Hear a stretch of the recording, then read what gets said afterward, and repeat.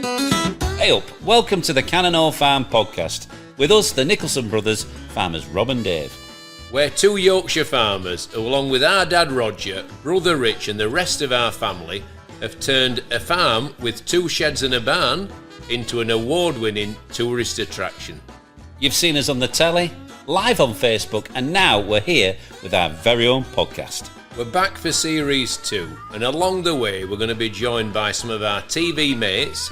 The rest of our family will be answering some of your questions too. And that's what we're doing today. We're answering your questions on the podcast. Coming up. Can you play maracas? Of course I can. Right. I've got a pair of maracas. I bet you have. Yeah. I play them all the time, Rob.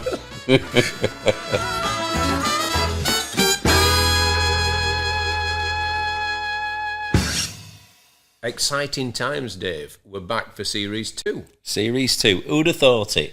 Our very own podcast. And people have been liking it. There've been some lovely comments. I haven't seen any negative ones. Don't look too closely. I've enjoyed doing it. I've enjoyed the feedback. Delving into subjects a little bit more deeply seems like a really nice thing to do. But the best thing for me was the reaction to Dad's appearance on the sofa. And Richards, actually. We've had a lot of people wanting them back on the sofa to talk about old times and exciting things to do in the future. And back there will be. Watch this space, everyone. Now, Rob, what have you been up to this week? Right, I've had a bit of a busy one. Fern, our treasured Highland cow, was calved. We had a little bit of drama around feeding the calf, but I'm confident now she's going in the right direction. I've also had a bit of a haircut. While you've been away, right, obviously I couldn't get it cut by Anita, so I nipped up the road to the Turkish barbers in Penistone, right? And what an experience that was. It was like shearing a sheep. He went, right, left this thing on top like Caleb Cooper. I was thinking, oh my goodness, is that it? But then he started shaving it in a bit, and I said, just leave a little bit on top, please. It's called blending in. Yeah, right, and he did all that, and then he starts messing about with this fluidy stuff. He lit it, and he starts flicking it in my ears, right, and up my nostrils. And I'm thinking, ow, ow, I could smell the burning. I've had a proper short back and sides. And did he do anything with the beard? Yeah, trimmed it. It was an enjoyable experience. Right, so is Anita redundant now? Well, I don't want to say that because I want to keep my options open, but I don't think it will be the last time I go to see my friend in Penistone. I know they can be quite severe.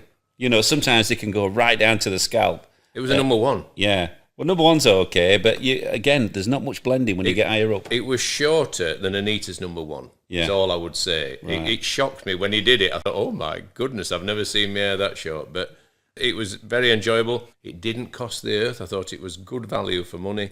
And and it did the job for me. Going back a few years when Poppy was very little, we went to Turkey and I went to a Turkish barber's and I had a cutthroat shave. And that was a great experience. My skin felt so wonderful afterwards. A lot better than what I could do. So I've done that. Fern's had a calf. We've built the bonfire. We're starting to get ready for pumpkins. We've had a very, very productive week. What about you? Not very productive. I've been in Spain. I've been travelling around. I've been enjoying the food. And I've got to say, I had some cracking meals. Yeah? The last night... Tapas? I've had tapas, right? The last night, though, before I came home, we were walking for our last meal, if you like. And what did we come across? But wild boar, right? There's a little video for anyone watching on YouTube. You can see them now. They were all over the place. There was a sow with 5 little piglets. And then there was uncles, aunts, I don't know. They were all over the place. I hope you didn't have any pork for tea or they'd be furious. I did, actually. I had pork loin in peppercorn sauce. It was lovely. They wouldn't be wild. They'd be furious if you didn't get the joke first time. It's quite a good one, that. So, yeah, it's been a good week. I've weighed myself, and I'm under 15 stone, so I'm happy. Under 15 stone? Well, if I get over that, I am in trouble. Do you know what I am? Go on, you're going to tell me. 13.10. That's good. I'd like to get down to like 14.2. And I used to be 17. Yeah, 14.2 I'm happy. Yeah.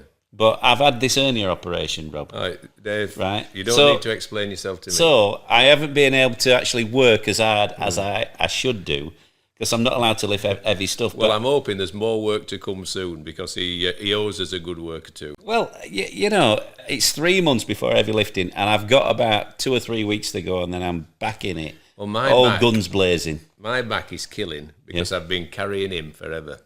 Forever, or just for 2 months. Anyway, make of it what you want.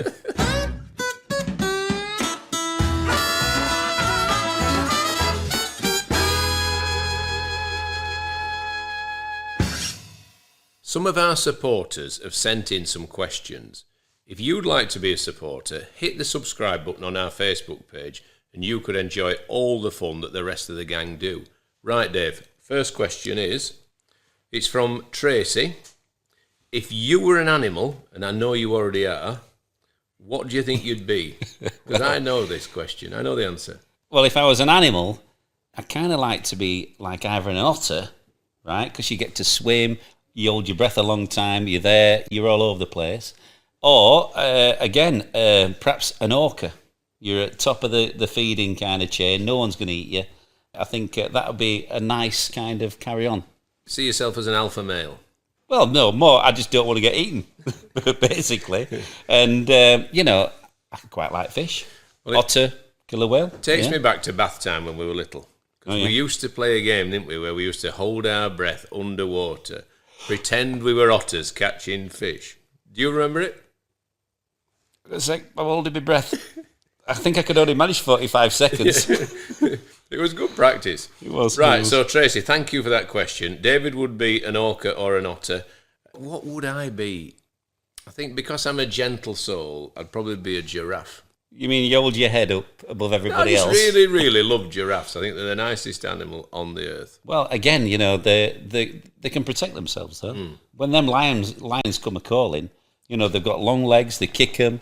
I think they hit him with their heads as well. They do, yeah. They? You think about that swinging around and give you a belt. Yeah. And what else? 'Cause there must be more than one animal. Or a ram. A ram? Yeah. You want to be a sheep? Well, I think a good ram is something to admire. Okay. You know, a good tup. So I'm either giraffe or a tup. How about a Highland bull? I can't be everything. They've asked us, you know, we can't do a suite of animals. Could I be like a fish eagle or something like osprey? In your own mind, in your own house, you can be whatever you want. Okay, man, that's fine. So thank you, Tracy, for that. Good question. Carolyn is next. What motivates you most to keep farming? Good question. I think we had a well, in the beginning, you know, we wanted to stop at the farm. We wanted to keep farming. You know, it was Dad's kind of passion, and we all love living here. And I suppose we all got stuck in to keep the family farm. And since then, it's just I love working. You know, I love being in my JCB. I like working with livestock, and it's well, JCB in winter. He loves his holidays as well. Livestock in winter, livestock in summer. I love the fact that we're farmers. I love the layout of the land, the countryside. If I see a landscape that's been formed by farming, right, it's something I admire. I think there's so much to admire about our countryside, you know, the life that we've lived and the life that hopefully people can carry on living for generations to come. The fact that we're both grandparents, you know, we're forging a future for our next generation, and a love of animals. You know, I love to see great quality livestock grazing in fields, and it just makes me happy. I enjoy looking at the stock. I've really enjoyed as well, you know, creating the farm, you know, putting the roundhouse up, the actual farm attraction, and making it interesting and fun for people. You know, those raised gantries so people can look down on the animals. There's not a bad view on the place, really. I think as well, hearing the laughter of children, seeing families have wonderful days out together, seeing pictures of that from years gone by, and knowing that, you know, creating a legacy is a bit grand, but we're creating a place where people come together from different areas and have enjoyable family days. So I think that is, you know, one of the things that hopefully makes Cannon Hall Farm special to lots of people. I suppose even creating the playgrounds, Rob, so it's got a nice feel about it, and you listen to the laughter as you're walking down the farmyard, and yeah, it's building those and making those memories, isn't it? Absolutely. So, lovely question that. Thank you so much to Carolyn. The next question is from, do you think it's Cheryl or Cheryl? Cheryl, I'd say Cheryl. Cheryl. We had a girl in our class, didn't we, we called her Cheryl, though. Was it Cheryl? It was Cheryl, but we called her Cheryl. Okay. Yeah, anyway, this is Cheryl. Are there plans for additional animal accommodation to be built? Perhaps another roundhouse? Yeah, I think we've got lots of plans this winter. Hopefully we can crack on with them and the planners like them. And watch this space because it'll be on social media. It might even be on telly. Yeah, we've a process to go through, haven't we, which involves planning permission. But we've got a couple of ideas. One would be a roundhouse up adjoining the wood, where we'd have more room to make a better job of the livestock that we've got. And then another one is quite an exciting venture. That would be down towards where the Shire horses are. That would be more of a grand plan, that one, though. Yeah. That's the one that with a big wow factor. We've got boxes to tick. We've got plans to draw up, and it's an exciting time for the future. So thank you very much for that question from Cheryl. I think we've moved on from Cheryl. Well, I hope you didn't scare the last one when you were at school. Well, we thought Cheryl was right, didn't we? But okay. Anyway. It's a nice name. Vicky, if you didn't live in Barnsley, where in the world would you like to have lived? I have an idea where David might say Texas. Oh, I think in Spain. No, Texas for me. Really? I love Texas. When we were there, it was at the food, the people. I'd say the scenery, we didn't quite see the best of it, but I bet there's some beautiful places in Texas. Or I really like Sweden as well. All those islands, forestry, deer walking. It'd be spectacular. I suppose I'm not as well travelled as you, but the one place I've been to, which is I would go again, would be Italy. Oh, yeah. I love the cuisine. Calzone pizza's been my favourite food. And some of the history, the architecture, the people, we've always found them to be incredibly friendly. And Julie, my wife's grandma, was Italian. So I feel a connection in that respect. She was from Naples. The nicest place I've ever been and stayed, I think, would be Lucca, which is like a vaulted city where there's like a track round the edge which you ride a bicycle around, and then there's a piazza in the middle of the town, and it's a bit like Meadowhall, with all those food stalls. But looking a bit older. But only this is all proper pizzerias and stuff. So well, I actually have been to... I wonder if they got the idea from Meadowhall. They might have done, Rob, but I've been to Voltaire. And, I've been there. Yeah, and Montepulciano. Been there. Stunning locations. Siena, I didn't fall in love with, but really? The other two I really loved. I did the best piece of parallel parking I've ever done in my life in Siena. Did you? Yeah, I've got a picture. I'll show it you. I didn't have an inch to spare on either side. You did well then. Yeah. Hire car. But then we got in there, we got parked, right? And then this guy tapped us on the window. He says, "Residents only." Oh, and then I had to move. Did you say, but nobody's going to get in this space? Yeah. So, Italy for me, Texas for you, and possibly Sweden. Well, I'm going to go as well. The Spain thing, right? I love Spain. You know what? The architecture in some of those old cities where I suppose it was the Moors were there before, weren't they? And they were on Robinson Crusoe, weren't they? Were they really? Mm. Okay. They were the inhabitants of the islands that he used to get marooned on. Well, they obviously conquered a lot of Europe, and then the battles to and fro. The big question, though, can you play maracas? Of course I can. Right. Well, I've got a pair of maracas. I bet you have. Yeah. I play them all the time, Rob.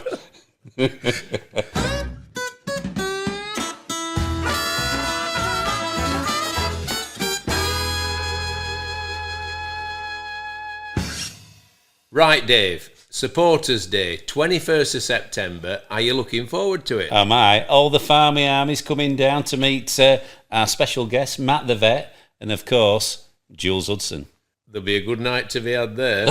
Who's putting him up this time? Well, I've thought about it, Rob. I haven't got a rubber sheet. Yeah. So it's going to have to be you.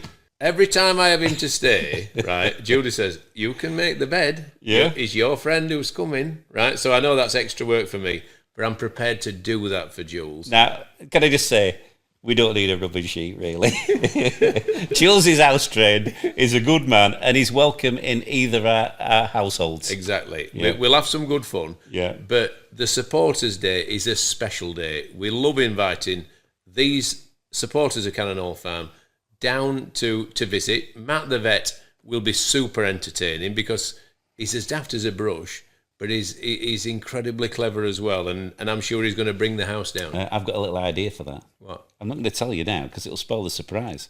But I've got a great idea, and I think you're going to love it. Right, so Matt the vet, Jules Hudson, brother Richard, hopefully my dad will be coming along too. Yeah. We're going to have loads of fun. You don't actually have to be a Facebook supporter to come along to the event. Visit the website, book your tickets. We would love to see you there. Don't delay because places are filling up really quick.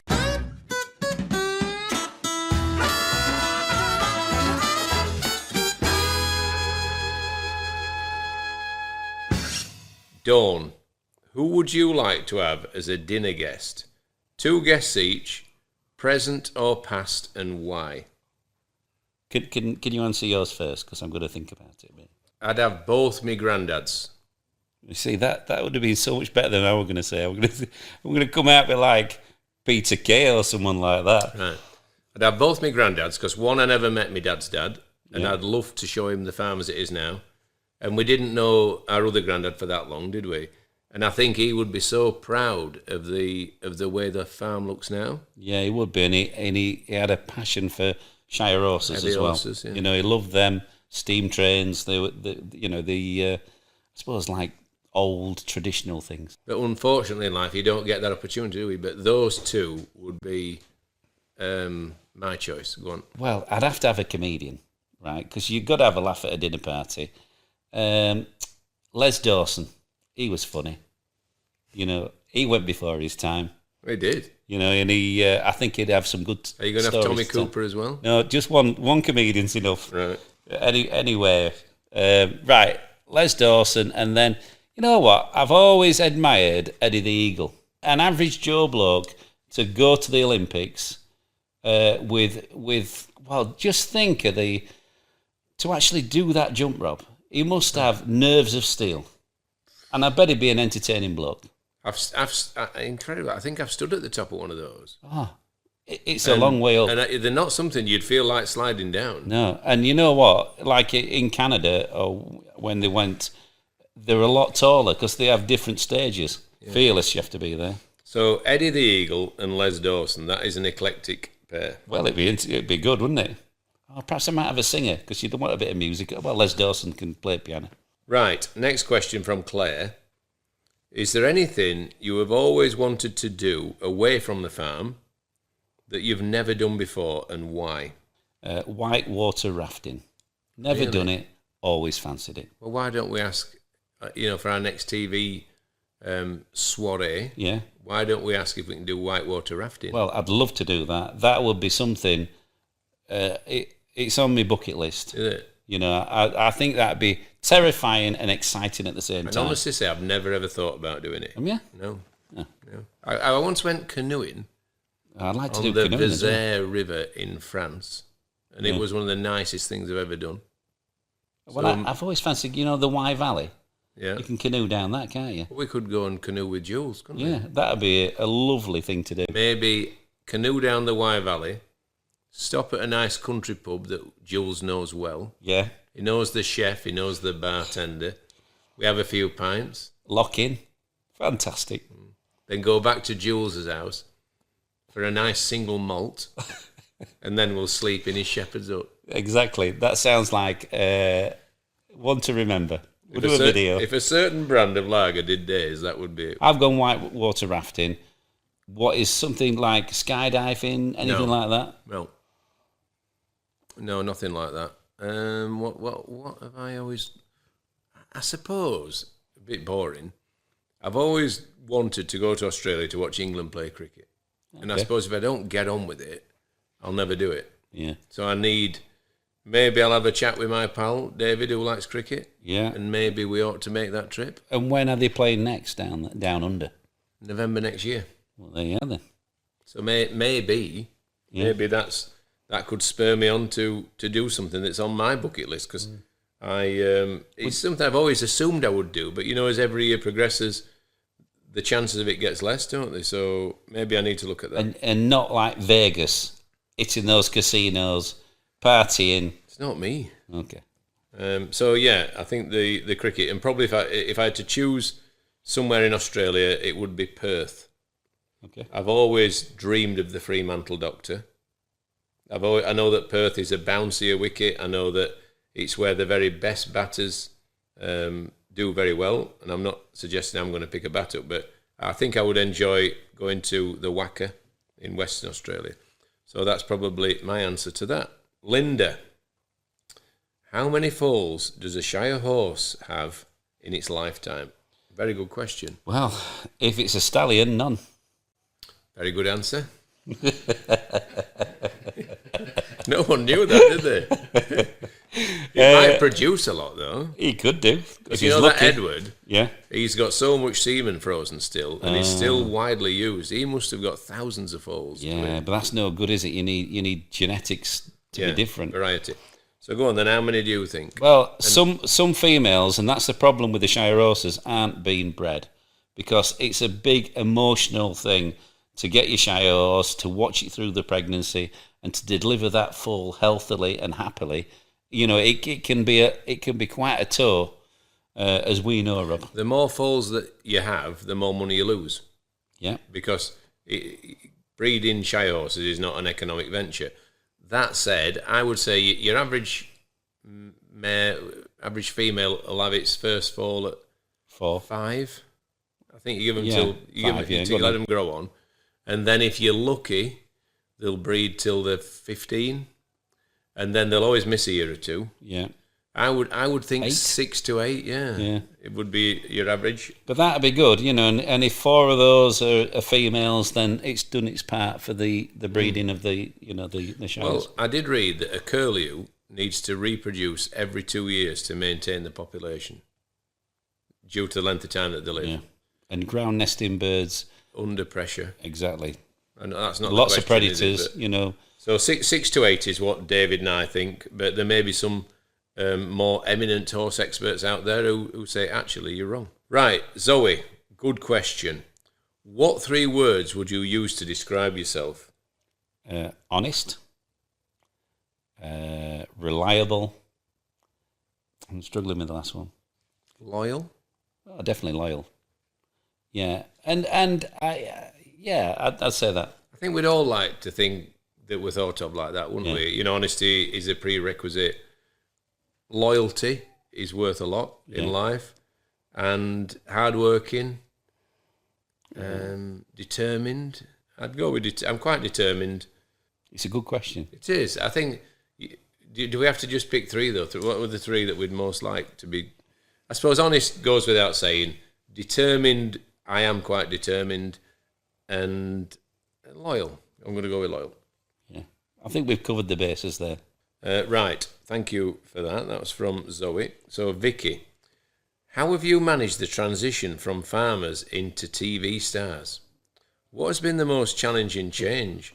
And what are the best and worst bits of TV stardom? And this is particularly for David. TV stardom, we're not stars. This is particularly for Dave. Well, he doesn't say that. I think, no, we can go. You're quite a big deal. To myself. No, seriously. I don't say, we neither of us see ourselves as being famous, because we're not. We can go to London, nobody recognises us. A taxi driver once did. He did, yeah. Look, well, perhaps a guy in the train station might go, who's looking after animals? I had 2 people when I went to Spain last week. Yeah. Oh, 3 people, sorry, recognised me. And that were it.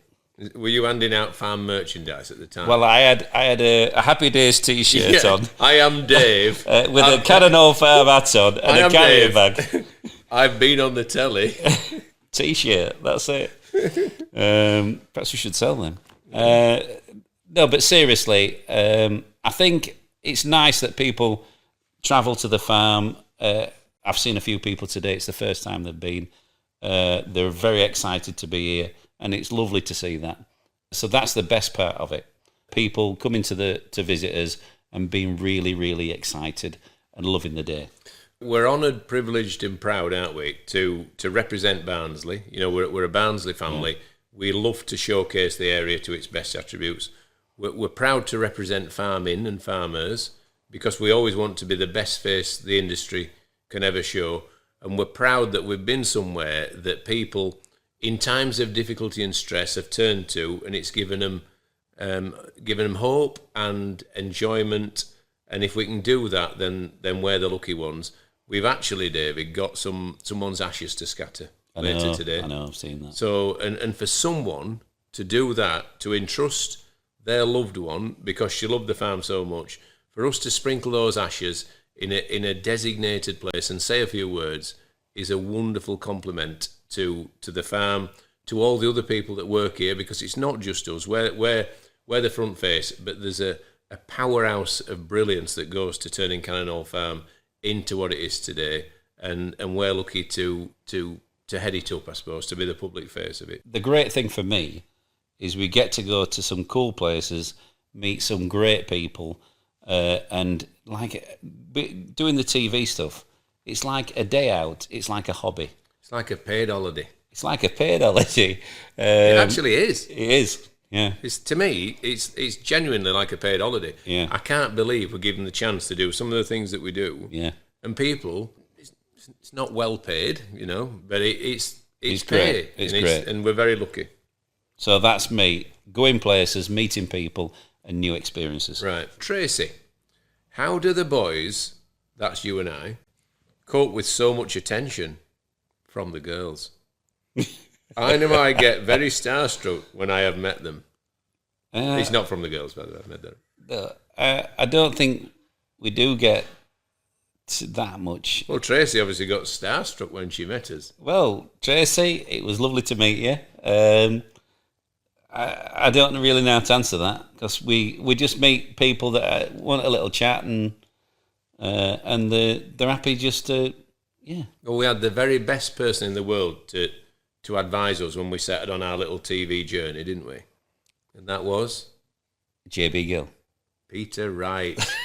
I don't know Peter. No. Peter said that every person who wants to talk to you, it's an honour and a privilege. You did, yeah. Right? And he says, and give them your time, because it might not be that long before they're not asking you. Yeah. And that's sound advice. Yeah, but it just is nice to connect with people, to talk to them, and to know that on occasions we're making a positive impact on people's lives, and that is something we should be proud and humbled by. And I know that we both are, and I know even though we will have banter and what have you, I know that you do enjoy meeting people and that you're happy to give your time. And 100%. Yeah, it's always nice to have a chat with new people. Yeah.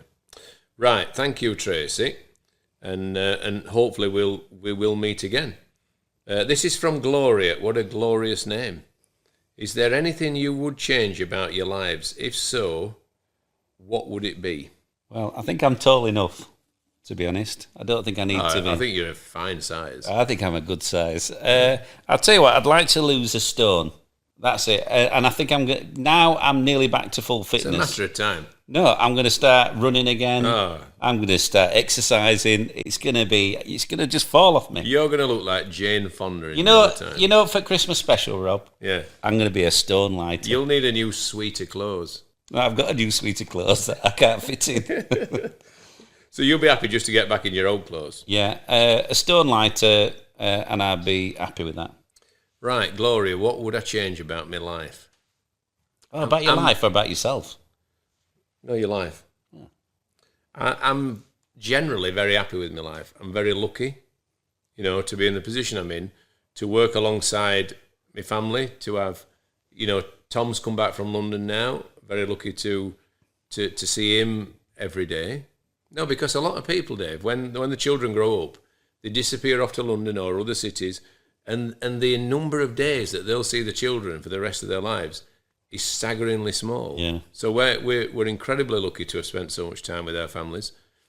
I think I'd have to say that I would change nothing about my life. I'm very lucky. I'm privileged to be in the position I'm in. So we're gonna cut that there. I'm gonna put this answer in so I sound a lot better. Seeing me son-in-law Henry every day would be fantastic. Henry's doing the podcast as we speak now. Henry, put that in. Make sure you sort that edit out, Henry. Right, thanks, Gloria, for that. Very good question. The last question from Becky. When you were both kids, did you ever get into trouble that your wonderful parents never found out about till now? I think they found out. Get into trouble. I haven't been in that much trouble. We did. What trouble do we get into? Well, I used to get into a lot of trouble with Darren. Yeah. I've got a fabulous friend who we've just lost, haven't we? A friend to both of us. And he was naughty, but he was lovable. And he was a wonderful person, and he's gone way too soon.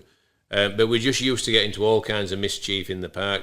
I remember going around to my grandma's and pretending I was just going to see her, but really I was taking matches from the matchbox on the hearth. Oh, yeah. To light a little campfire in the park, right? Oh, and then nice. when fire went out, we'd go back for another match. And we kept doing this, and the fire kept going out. It didn't work. And then eventually she saw what I was doing, and we once let the firework off, didn't we? When she was looking after us. Did poor we? Grandma. Remember that firework that we fired up the yard? I remember something. Did we fire it through like a pipe? Yeah, where I like live a now. rocket launcher. Yeah. That was super naughty. And it went past the barn and everything. Yeah. That was so silly. Once, it was Darren, Yeah. and he took £5 from his mum's purse. Oh, that's terrible. Right, I've never done that. right. And he went and spent it all on football stickers. I'm not joking. We went up to the post office, Yeah. and he spent the whole £5 because the only one we were missing was Kevin Keegan. We just needed Kevin Keegan to make the And did you setup. find Kevin Keegan? No, he wasn't in. Oh, God. So Darren burned this fiver, just how he was. That was a lot of money back then. He was lovable. He was mischievous, and we had so much fun together. And yeah, so there's all kinds of stories. I suppose the Can you ones... remember making them stink bombs? Yeah, that's the one. We used to get crisp packets. We made stink bombs out of...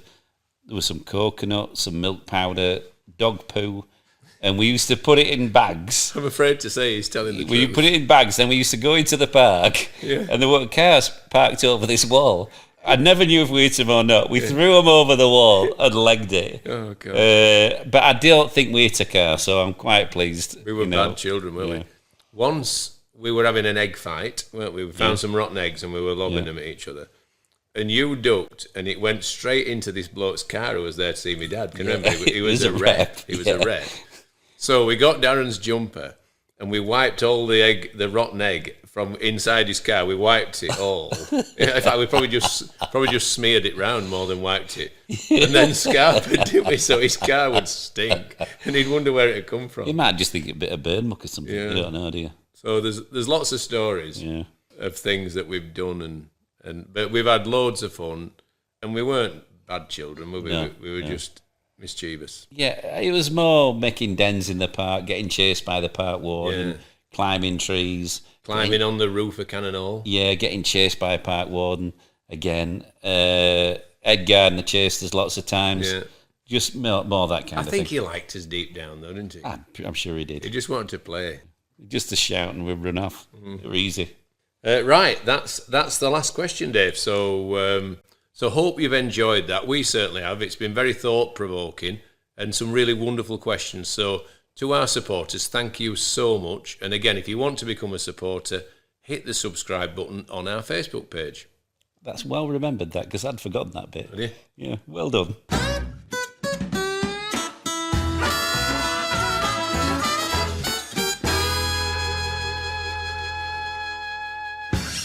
Thank you for listening to this episode of the Cannon Hall Farm podcast. We'll be back next time where we're joined by our good friend, Matt the Vet. Until then, I've been Farmer Rob. I've been Farmer Dave. See you next time. Bye-bye. I'm pretty sure I should have described myself as a goat. What, because you've got a beard and you're smelly? No, greatest of all time. I was thinking more mule.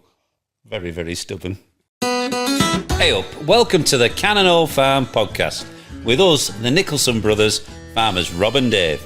We're two Yorkshire farmers who, along with our dad Roger, brother Rich and the rest of our family, have turned a farm with 2 sheds and a barn into an award-winning tourist attraction. You've seen us on the telly, live on Facebook, and now we've got our very own podcast. On today's episode, we're going to be joined by one of our TV friends, the local legend that is Matt the Vet. Coming up. At the time, there was Harry and Meghan on the cover, and they'd completely covered Meghan up so you could only see Harry. And in doing that, they'd completely covered me up as well. So all you could see was Prince Harry, Catherine, and Anastasia. Oh, really? So people took pictures and sent me, it's like, oh mate, you're not in it. What happened? Just Catherine and Harry, and I was like, Yeah.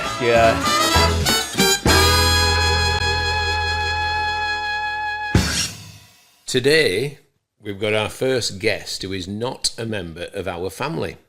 Well, he's a good friend though, Rob.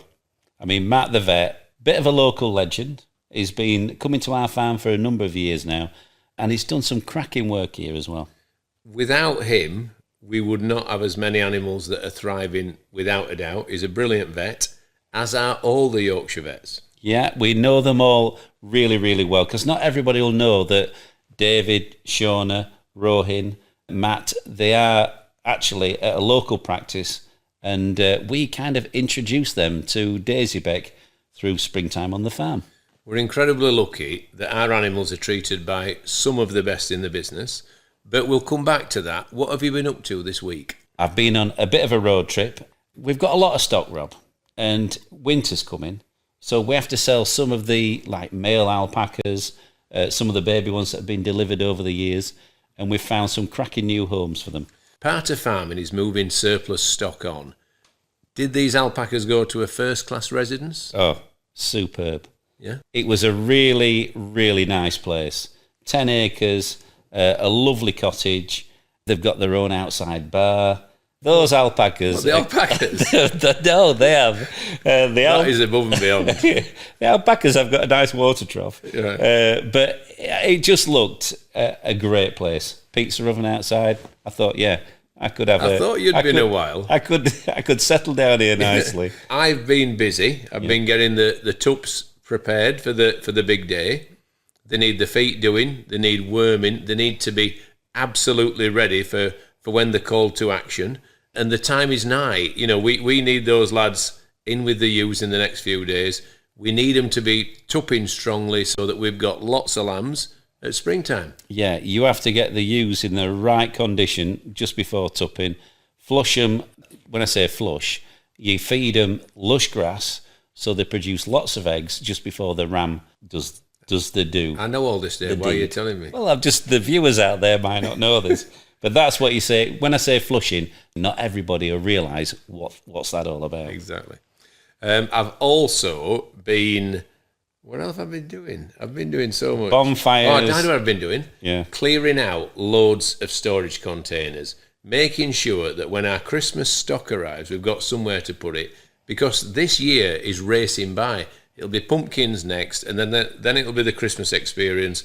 We've got stock for the farm shop. I just want to say to the world, just slow down. I want to enjoy life a bit more. Well, the temperature's dropping as well. That means the grass will stop growing, and we're going to have to look for new fields for the animals to go into. So it's a bit of a, well, it's going to be a hard couple of months. We're basically doomed.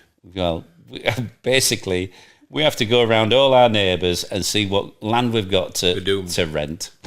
So that's what we've got to do. Anyway, we will be fine. It happens every year. Yeah. So, Matt the Vet, we're incredibly lucky to have these people working alongside us. You've described him as another brother to you. Oh, definitely, yeah. A younger brother, because he's a few years younger than me.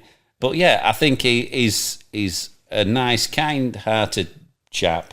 He's always here with a smile on his face, and he always likes to have a bit of a laugh. So, you know, he's a good man. He's an inspirational character. I would imagine he's a good colleague to have. I bet the other vets love him because he's strong, he's robust, he'll have a go at anything. I think if they're struggling with a calving, he'll have his number on speed dial because He's got those long arms, hasn't he? He's got strength in those arms. I would imagine he's as good as anyone at carving a cow. Well, we've seen it, Rob. You know, several times. He had a tricky fall in once, and he got that one really well. He's got the skills, there's no doubt. I think Matt David shown at rowing, they're like a band of brothers and sisters, aren't they? They're good friends. And I'd like to think that we're up there in their top 40 or 50 friends. I'd say so. They're the dream team, aren't they? Yeah. Let's face it. Rowan is a really nice lad, isn't he? He is, yeah. We went on a trip with him to buy Sultan the Bull, and I think he really, really enjoyed it. Rob, that hasn't been on telly yet, so you're breaking an embargo. But you know what? Doesn't really matter, does it? We can do what we want on here. No one tells us what to do. Right, we're going to get into our chat with Matt the vet. It was recorded a little while ago, and it was so long, it's actually a two-parter. Now, David played a sneaky trick on Matt, didn't you? I certainly did. He was here to do some work on one or two of the animals, do a few injections, a few vaccinations. So while he was here, I thought, I know, let's ask him on the podcast, and it's a bit of a freebie. You think it's a freebie? Have you checked the bill? I haven't got the bill yet. Matt's double-crossed us. I don't think he will have done, but anyway, forget about the bill. Forget about being Yorkshire and tight. Let's see what Matt's got to say.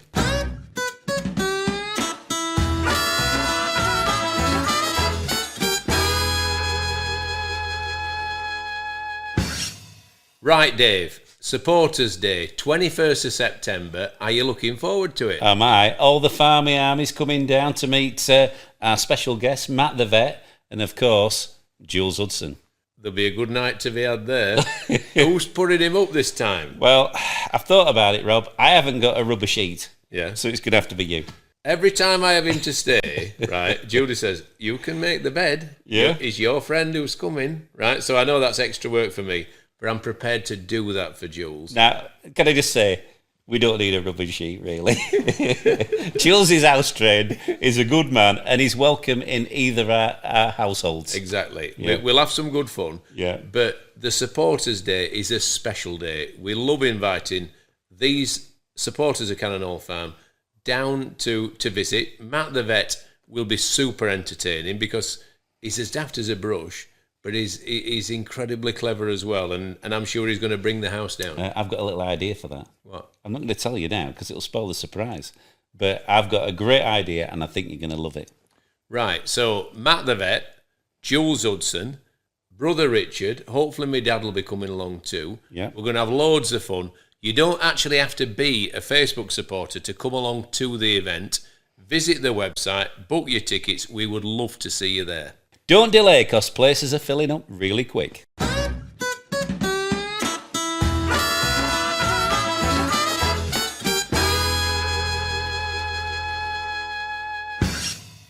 And now we're joined by our great friend, Matt the vet. Matt, welcome to the sofa. Wonderful to have you here. Thanks so much for having me, Rob. Good to see you, Dave, as well. Good to see you. Right, we can't think of anyone better to have a real good chat with than you. You know, we're good pals, you're loads of fun, and you've been coming to our farm now for the last 8 years. Does it feel like a lifetime? You know, it feels like a minute ago when we were all sat down discussing the zoo collection, discussing the expansion of the farm and such like that. And I distinctly remember at some point in time, weren't giraffes or zebras discussed? Well, I mean, where are we on that, Rob? I had this crazy idea that a field full of giraffes would look great, that some emperor penguins, right, not just humbled, emperor penguins would be something we could aspire to. And maybe a hippopotamus or something like that, but we've had to scale it back. We were that close to actually ordering a great big tank for penguins. Yeah. With viewing screens, places for the audience to sit. It was going to be the biggest one in the country. Matt, we nearly picked up a penguin. Really? That's no joke. Oh, man. Well, it's one that there's a few little spots as you go across that would be perfect for something like some otters or, you know... Otters are still a possibility. Yeah. We've obviously had to temper things because, as you know, and we found out, things like that are quite expensive to keep. And we've got to cut our cloth accordingly. But I think we've got a collection to be proud of. and a collection that's well looked after by yourself and all your colleagues. So we very much appreciate that. No, it is. You know what? And it's all so good to be part of a zoo and a collection that does so well to look after them, and also progressively expands as well, because there are so many hoops to jump through. And you know what? It's something which the more boxes that you have to tick, because you know when you've got a few little like poo samples to take for the fancy rats and the cloud rats and stuff like that. You know, it's no mean feat to do, and I think it's something which a lot of people that come to visit zoos don't have that appreciation of the work behind the scenes. The way that David's smirking, I think we should make him head of feces. No, I think Rob talks that much of it. Yeah. Right? He should be out of it. Well, you know, actually, a chief poo picker might not be too bad an idea, because you've got a lot of collection now. Parasite monitoring is important. Yeah. You've got to make sure that you're on top with all your worm control and such. So, could set you up a little lab, get you a lab coat on. And Dr. Dave, crack him. I think he's found his natural home. I think so. Now, I've got to tell you this, right? We knew you were coming today, and we thought, should we do the interview before you did all the injections and all the vaccinations with the horses, or should we do it afterwards? And we thought, we'll do it afterwards, because then you'll work a bit faster and it won't cost us as much. You know what? That's a great logistics there, Dave. You know, Rob's idea. So, casting back to 8 years ago, yeah. we set off on our journey with you and with Donaldson's, who are your colleagues, and it just seems to have gone so really, really well from our point of view. We've managed to build up the anniversary herd of short-horn cattle. We've gone big into pedigree sheep. We've got the reptile house. We've got the mammal house. Which bit of it, or do you just embrace the whole lot, do you like best, Matt? You know what? I love the lot of it, and I've always said, if anyone's heard me interviewed or anything like that before, they'll be sick of me saying that I love my large animals and cattle and stuff like that. I do like my smalls, but I've got a tendency to like my exotics and reptiles. You know, if you've got reptiles on one hand and you've got cows in the other, you've got a dinosaur vet, you know. Yeah. So 65 million years ago, that'd be my jam. Or if Jurassic Park comes to life and you guys fancy investing in a Triceratops, Stegosaurus, T-Rex, whatever it might be, I've got my dark gun license as well. You know what? It's fantastic progression, you know. So I have to say, I do like a real all-rounder. Definitely all-rounder. Which, as a mixed vet, I think is quite tricky to come by these days, because the profession itself is splitting so much into small animal and large animal vets. You know, the actual like mixed practitioner. It's quite hard to find an area, which I think is what you're actually limited by. That you can do a good job on all fields. And like you said, we've been 8 years working together now, and it has been an absolute roller coaster ever since. Because as soon as we started, we got on board with the little zoo collections and such like that. The mammal house wasn't up and running. I think the reptile house is a lot smaller than it is now. You had the anniversary of the shorthorns, and then suddenly there was a springtime on the farm. Came through the cesarean for that, and that's when our Yorkshire vet journey started. As you started with that springtime on the farm, because it wasn't long, obviously, that we were going, and then COVID hit, and that's when you guys got that award, didn't you, for the contributions during COVID. Lockdown award. Lockdown award. O2 Lockdown Heroes and Point of Light, Commonwealth Point of Light Award, which was a proud moment, that, because we were obviously able to keep people entertained through the lowest of times, you know. So and we're still getting people today visiting the farm, because you know they just wanted to come say hello and well, thank us for doing all those 150 days of broadcasts throughout the lockdown. It's nice. So Matt, just casting our mind back to springtime on the farm, 6 years ago, I believe. Yeah. I seem to remember that we recommended you to Daisy Beck as someone, and Dave and Shona as well, as someone who would be worth following. And did you? So you started on springtime, and then that spawned the next generation of Yorkshire vets? Yeah, so what happened, I remember it now again, is when you were having that problem with the shorthorns and we were having all those... Losing some calves, cesareans. Because the first time that you guys did springtime, I think me, Shona and David, I think each did an evening as kind of like vet cover for that evening in case something was to happen. Because they hadn't started incorporating us or anything like that into the Yorkshire vet. And then throughout that next 12-month period, was the cesareans came across. I distinctly remember it now. There was in a week you must have had 2 cesareans, a couple of assisted carvings. I remember coming down to one of the first cesareans. I remember seeing, I think, Leisha and Tom filming it, and said, "Oh, can we film you?" I was like, "Yeah, that's fine." So I remember it now. She was on the ground for half of it. I remember I had the student with me. I was trying to instruct the student as to what to do. And I remember keep looking back to the camera. I think Leisha was saying, "No, don't look straight down the camera," stuff like that. So you're trying to do the procedure, and then do her there for that full length of time. And then David went to do an assisted carving with yourselves, and then it was something which you guys obviously had a chat with Daisy Beck and pointed them in our direction, which I have to say we are very, very grateful for. Well, we knew, Matt, that there's such a variety of different opportunities around here to film different things. Maybe more so than just up in Thirsk. I thought it gave a richness, and obviously you've got a youthful zeal to you, Shona as David has. I thought it gave the programme an injection of variety that's definitely helped it. Oh, definitely. You forgot Rohin, Rob.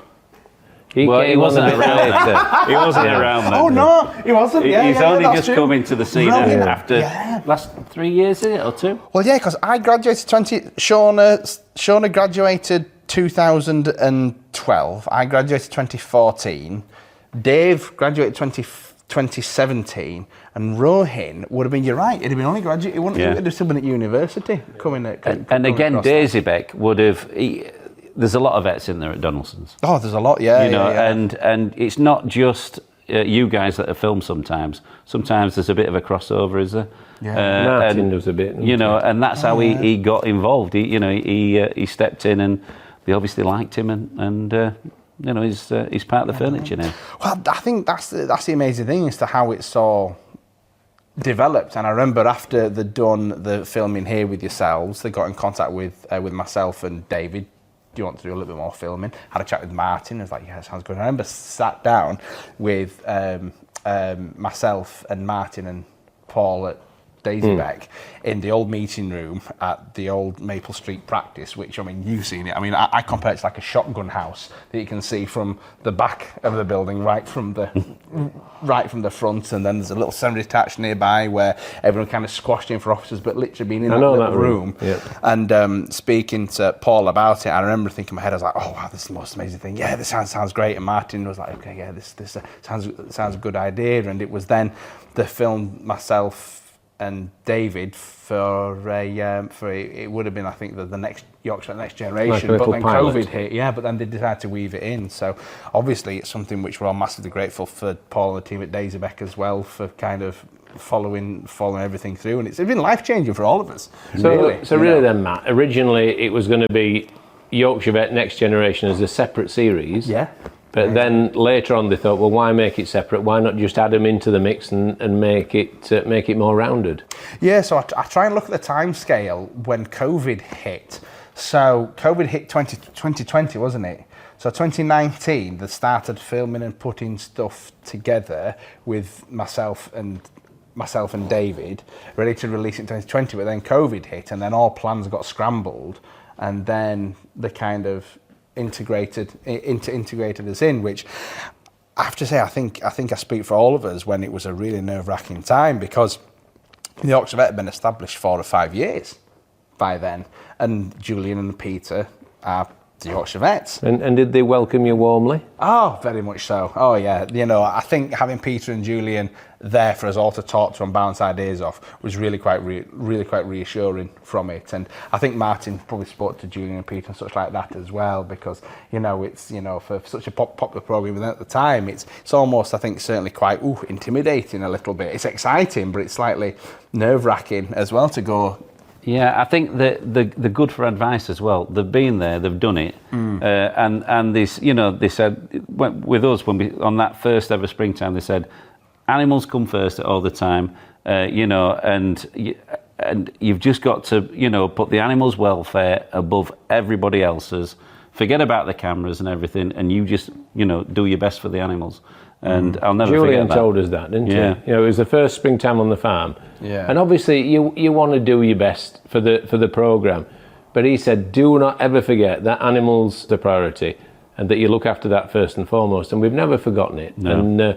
And sometimes we just need to say, no, this is one that we need to move on. This is one we need to get delivered now. And the television people are very respectful of that. They don't want to do anything that puts anything at a disadvantage. After the first springtime, Yeah. everything went quiet. It was a little bit like it was full on for a month, and then all them 50 or 60 people disappeared overnight, and we were there twiddling our thumbs. Yeah. So any animal that got a little bit poorly, or we had a llama that cut its ear.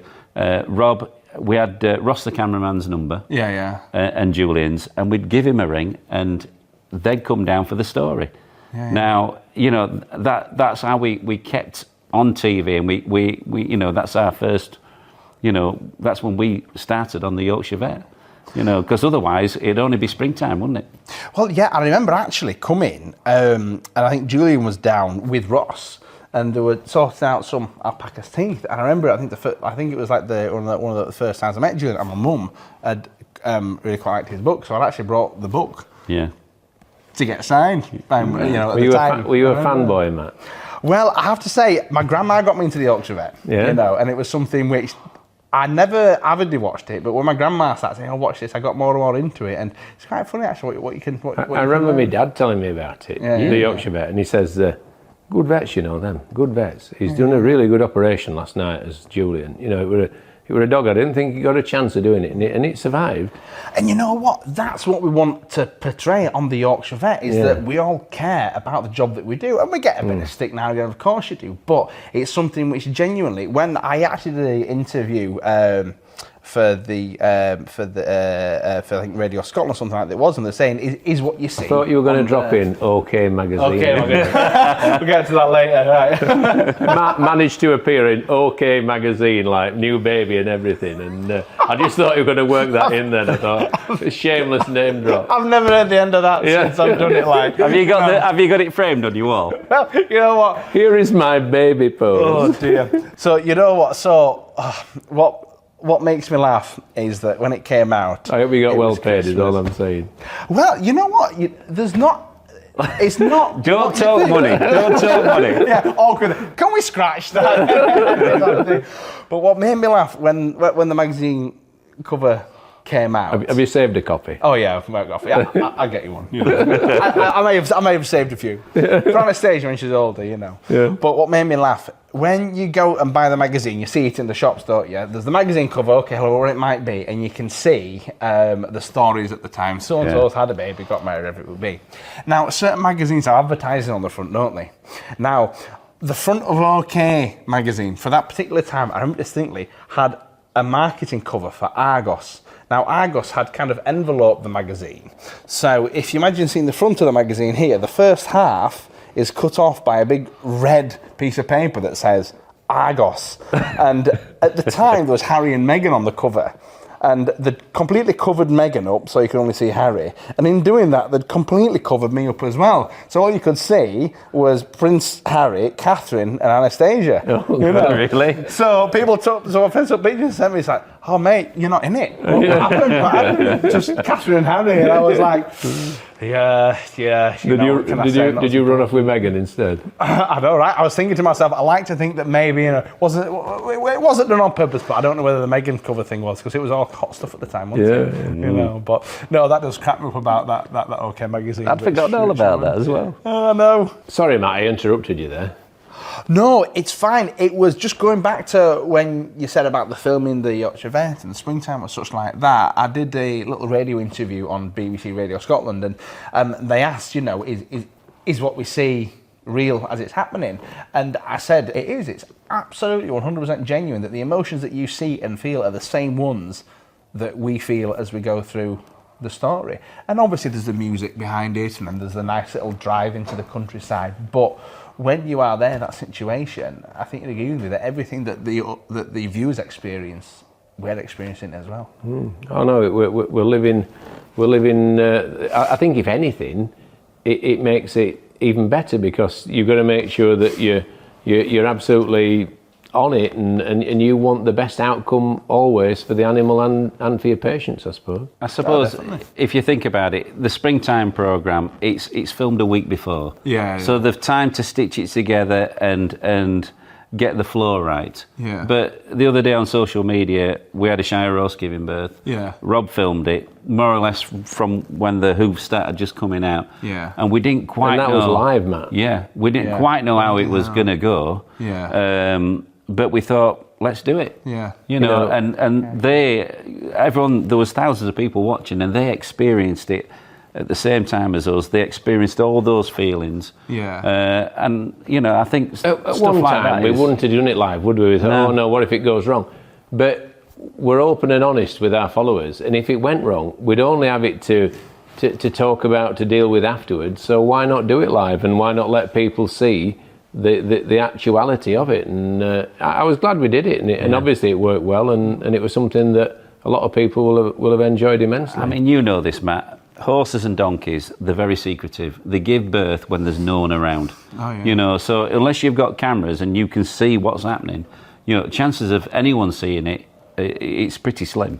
Oh yeah, it is, and like you said, it's that risk that things aren't always going to go to plan, you know. And I think one of the first times that I was on here, they were filming, you know, I think it was the calves, the anniversary. the young calf anniversary. One was there, and one unfortunately broke its Oh, its yeah. leg in the calf. and we Roger. had to, Roger, that was it. Yeah, we had like potted it back up, and you know, any farmers had that happen to them because it is always Yeah. a risk. And I think it was a bit of a shock that happens, but like you said, it's fixing it up afterwards because, well, you just got to be prepared for anything to go wrong at any point in time. No, I think the one thing people do want is honesty, and and I think if we can be true to the experience and true to people watching, then they're only going to enjoy it more. And I think that's the one thing that we make sure is so all the time.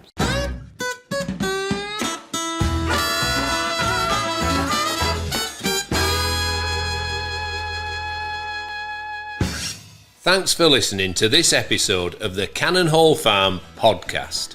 Catch part 2 of our chat with Matt the Vet next week. Here's a clip. Top 20 friends? I'd say so. Yeah. Same. Yeah? Good. But who's like, is Rob higher than me or lower than me? Well, Or have you got us as a pair? it depends who makes a money joke when I leave. Matt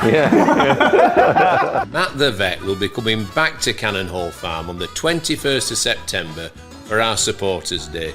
If you fancy coming along, visit www.cannonhallfarm.co.uk and book a ticket now. And if you've enjoyed this episode, don't forget to follow us on your podcast provider.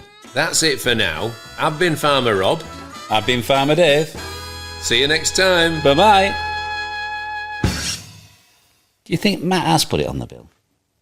I wouldn't rule it out. Who knows? He's a rascal.